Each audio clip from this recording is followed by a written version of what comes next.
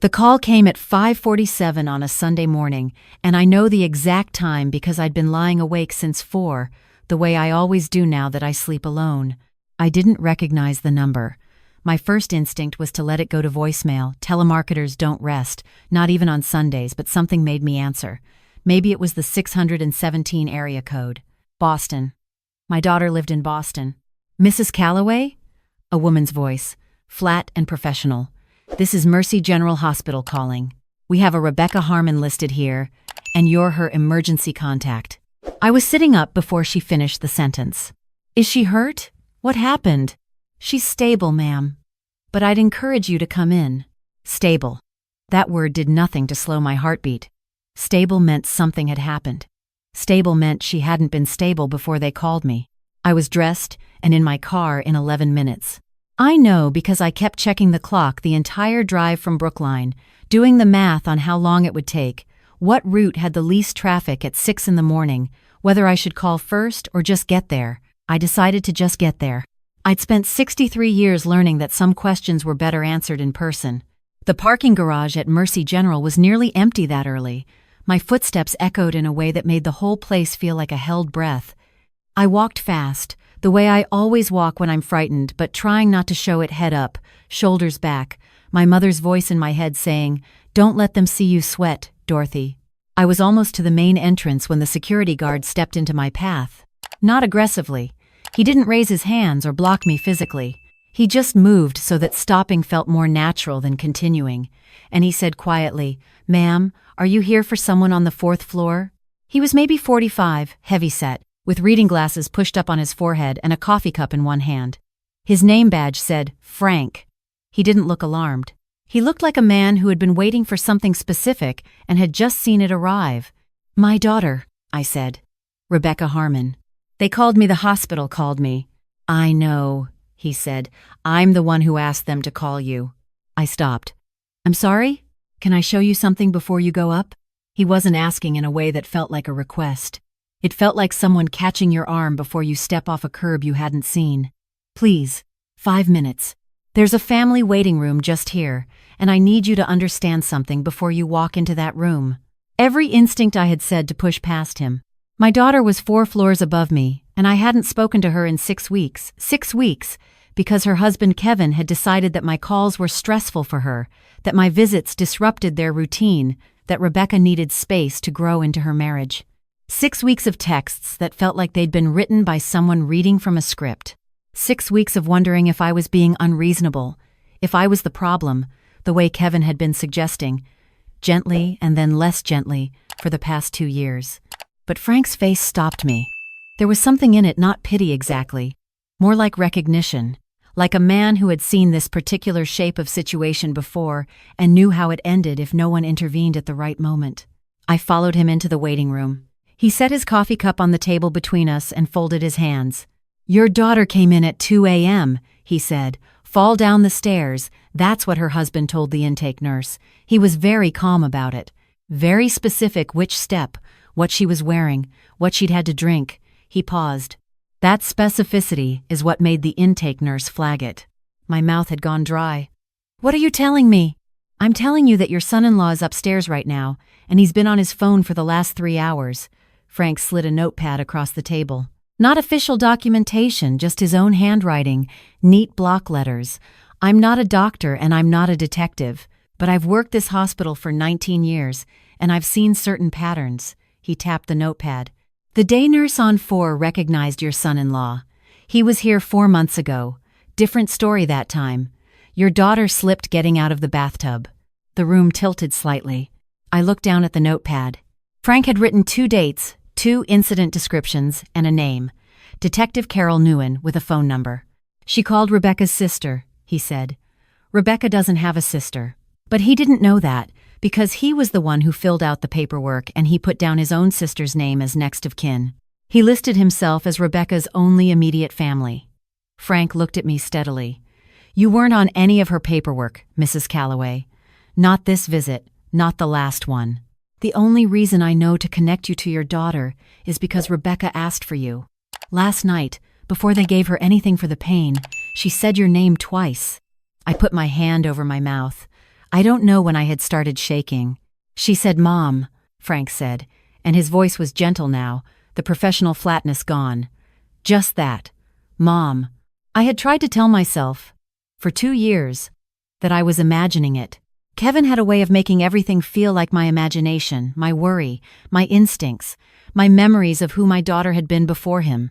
Rebecca used to call me every Sunday morning, without fail, the same way I'd called my own mother until the week she died. She'd call while she made coffee, and we'd talk about nothing, everything, the small tidal movements of our lives. Kevin said those calls gave Rebecca anxiety. Kevin said I had a pattern of making Rebecca feel guilty for being happy.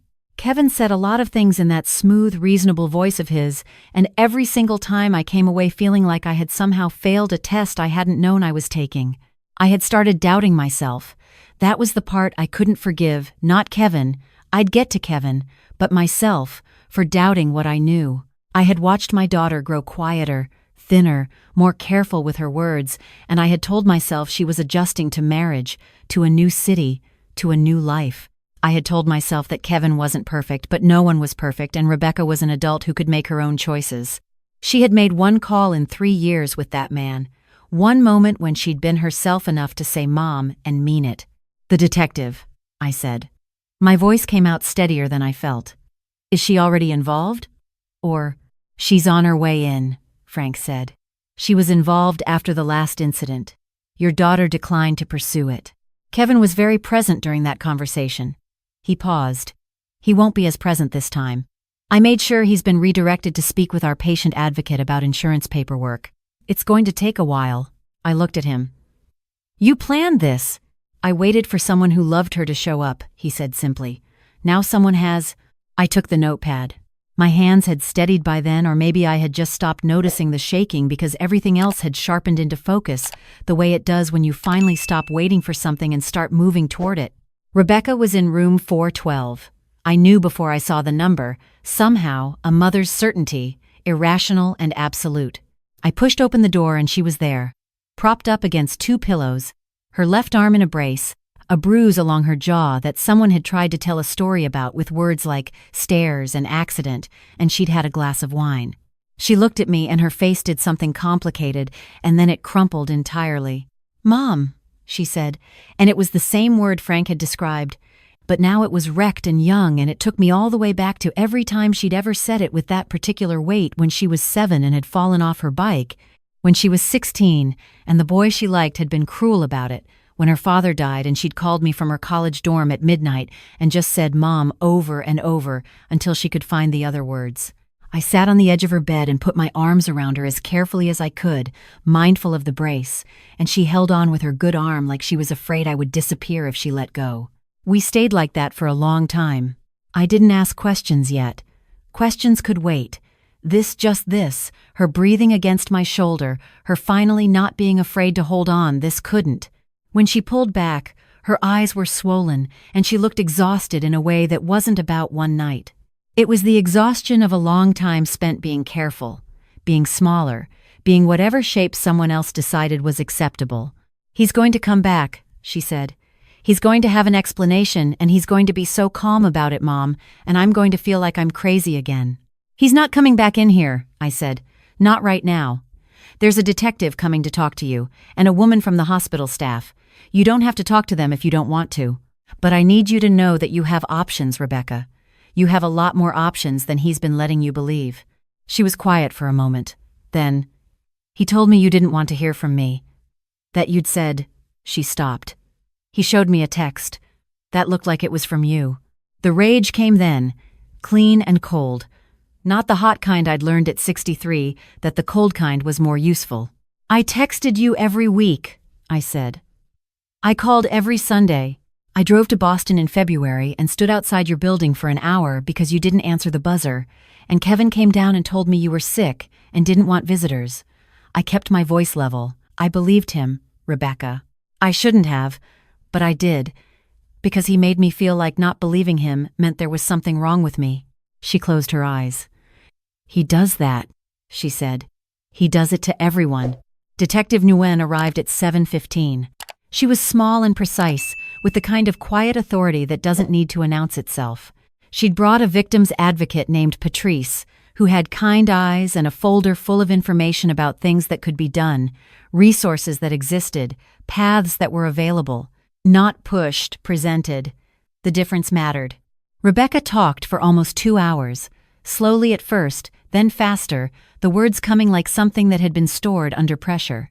I sat in the corner chair and let her talk to the detective, only speaking when Rebecca looked at me quick glances, checking that I was still there, still solid, still not going anywhere. What came out was worse than I'd feared and not as bad as it could have been, and both of those things were true simultaneously. Kevin hadn't been violent, not consistently, not in ways that left marks until last night. What he had been was methodical. He had spent 2 years removing Rebecca from every relationship that might have given her perspective. Her friends, her colleagues, her therapist, he hadn't forbidden any of them. Exactly. He'd just made each one slightly difficult, slightly more trouble than it was worth, until Rebecca had quietly set them all down. The way you set down anything that's become too heavy to carry while someone is watching. He had put his name on her bank accounts. He had moved them from her bank to his. He had a story for all of it, joint finances, simplifying things, just being practical. Sweetheart, you're not good with numbers anyway. You said so yourself. She had said so herself. He'd made sure of it. I thought about the Sunday calls that had stopped. I thought about 2 years of Kevin answering her phone, Kevin meeting me at the door, Kevin in every conversation like a translator who was changing the words. I thought about all the moments I'd let pass because I hadn't trusted what I knew. Detective Nguyen left with a recording and a list of accounts. Patrice stayed and helped Rebecca make a call to a lawyer, not Kevin's lawyer, a real one that Patrice had on a list of people who took cases like this. I stepped out into the hallway while they talked, not because I needed air, but because Rebecca needed to make this call without me in the room. She needed to hear her own voice doing this, not her mother's. Frank was in the hallway. He'd clearly finished his shift, but he was still there, coffee replaced by a bottle of water, standing near the elevator with the look of someone who'd decided to stay until a particular thing was settled. "She's talking to a lawyer," I told him. He nodded slowly. "Good. How did you know?" I asked. "How did you know to wait, to make the call, to—" He was quiet for a moment. "My mom," he said finally, "went through something similar, different situation, but the same shape. There was a night when someone should have slowed things down and given her a chance to think, and nobody did." He shrugged. "The way people do when something still hurts, but they've made peace with it. I've got 19 years of chances to do it differently." I thought about that for a long time afterward. The things we don't do cast shadows forward, into other people's lives, in shapes we never intended. Kevin arrived at 9:30 with a coffee for Rebecca and a story about the paperwork taking longer than expected and how worried he'd been, how he'd barely slept, how she really needed to be more careful on the stairs. He'd been saying for months that they needed to put in a handrail. Detective Nguyen met him in the hallway before he reached the room. I didn't witness that conversation. I was inside with my daughter, holding her hand while she heard Kevin's voice through the door and felt her whole body go rigid and then slowly, like ice thawing, felt it let go. "He can't come in," I said. "You don't have to talk to him." She looked at the door. Something moved across her face, complex and quiet, and then she turned back to me. "I know," she said, and the way she said it was different from any way she'd said anything in 2 years. Solid. Hers. We sat there together in the small room while the noise in the hallway did what it needed to do, and Rebecca asked me questions, practical ones first, then the harder kind. Where would she go? What would happen to the apartment, the accounts, the life that had been so carefully assembled around her? Whether I was angry with her. For what? I asked. She looked at her hands. For not telling you sooner. For being, she searched for the word, credulous. For believing him when he said you'd pulled away. Rebecca. I waited until she looked at me. A person who spends 2 years telling you that you can't trust your own perception of reality does not deserve the credit for you believing him. That's not credulity.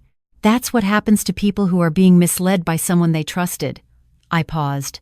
And I wasn't blameless either. I had moments where I knew something was wrong and I let him make me feel foolish for thinking so. I should have pushed harder. I should have shown up more, even when he gave me reasons not to. She shook her head. You couldn't have known. I knew enough, I said. I knew enough, and I let the doubt he planted win more times than I should have. That's on me. I squeezed her hand. We both have some things to learn from this. I'd rather learn them together. Outside, the morning had fully arrived. Gray winter light filling the window by degrees. Somewhere below us, I imagined Frank clocking out, walking to his car, going home to whatever his Sunday held. A man with 19 years of one particular kind of attention, waiting for a moment to use it correctly. Some people carry their history forward as a weight. He'd turned his into a kind of watchfulness. I thought about my own history, the Sunday calls, the drive to Boston in February, the 6 weeks of texts that felt wrong, and the voice in my head that I'd kept overriding. My mother used to say that your instincts are just your experience talking, and you owe it to yourself to listen. I hadn't listened. I'd let a man with a smooth voice and a reasonable explanation convince me that my experience didn't count. I wasn't going to do that again. Rebecca was discharged that afternoon. She came home with me, not Kevin's apartment, not her apartment anymore, a place that had been carefully constructed to keep her small. She came to Brookline, to my house, to the room that had been hers before it became the guest room, before it became hers again. The weeks that followed were not simple. Nothing about any of this was simple. There were calls with lawyers, forms and filings, a process of untangling finances that made me furious every time I looked at the documents. There were days when Rebecca was fine, and days when she wasn't, when the voice in her head that sounded like Kevin would find a way to make her doubt herself again, and she'd have to work through that with her therapist, a real one this time.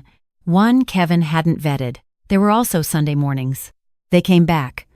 Those calls are not calls now, but something better, because she was downstairs while I was upstairs, and we'd meet in the kitchen while the coffee made and talk about nothing, everything, the small, ordinary movements of a life that was hers again. I did not regret the 6 weeks of silence, because regret wasn't useful. I thought about them, though. I thought about all the moments I'd chosen not to push, not to show up, not to trust the feeling at the back of my throat that said something is wrong, and I used that thinking the way Frank used his history. Not as a weight, as a reason to pay better attention. The last thing Rebecca said to me the night she came home, she was at the top of the stairs, turning to go to her room, and she stopped with her hand on the banister and said, "Frank, at the hospital, did you thank him?" "I did," I said. She nodded, satisfied. Then, "I want to send him something. I don't know what. Just she searched for it, something that says that it mattered, that he didn't have to do what he did, and it mattered. We'll figure that out together," I said. She smiled, the real one, the one I'd been missing without fully knowing how much until I saw it again. I stayed up after she went to bed, sitting in the kitchen with my own coffee gone cold, thinking about the shape of things, how quickly a life can be narrowed by someone who has decided to narrow it, how the people we love can become strangers if we let the distance go unquestioned for too long, how sometimes the most important thing in the world is a security guard with 19 years of attention and the willingness to say wait to a frightened woman who almost walked into a room before she understood what she was walking into. I thought about my mother, who used to say that the hardest thing in the world was to act on what you already knew, not to find the information we usually have the information, to act on it, to not let the reasonable explanation win over the persistent, inconvenient truth. I had the information for 2 years. I let the explanation win. I wasn't going to do that again, and I was going to make sure my daughter knew that she wasn't either. That's the thing they don't tell you about this kind of story. It doesn't end at the hospital or the lawyer's office or the Sunday morning when everything feels normal again. It ends the same place it started, in the choices you make when you're not sure, when the doubt is loud and the certainty is quiet, when someone is handing you a reason to look away. The choice is always to look. I should have learned that at 30. I learned it at 63. I think about what it would have meant for Rebecca if I had learned it sooner, and I try to let that thought make me better rather than make me bitter. It's a practice. Some days I'm better at it than others. But every Sunday morning, without fail, there's coffee in a kitchen and my daughter's voice close enough to reach. That's the part I hold on to. If this story made you think of someone you haven't called in a while, someone you've been meaning to check on, someone whose silence has started to feel a little too convenient, maybe today's the day. Whoever you're thinking of right now, they might be waiting for exactly that. And if you've ever had a moment when a stranger's small act of attention changed something important for you or someone you love, I'd love to hear about it in the comments. Those stories matter more than people realize.